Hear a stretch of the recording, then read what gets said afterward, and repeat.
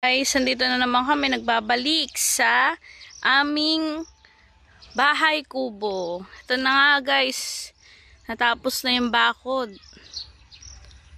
Pinabakod ng aking asawa. Ngayon, tignan naman natin guys yung pinagawang Poso Negro ng aking asawa.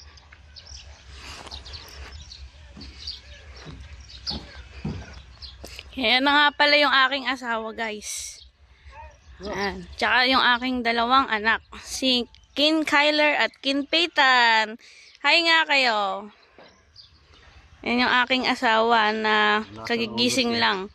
Malakas ang hangover. Madaling araw na umuwi. Ito nga pala yung aming pinagawang Poso Negro. Napakalalim guys. Ilan yung sukat na to? Ha? 2x2. Yan. Napakalalim.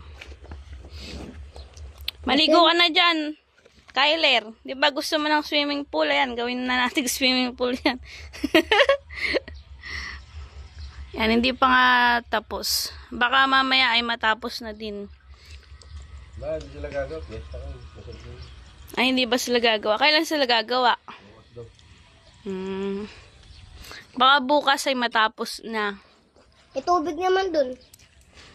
Oh. Yan guys. Ba't hindi ko ito ubusin? Ubusin na. Sabi papa. Hi ka, Kyler. Hello, Pan, sabi mo. Lupan. Tingin ka dito ah.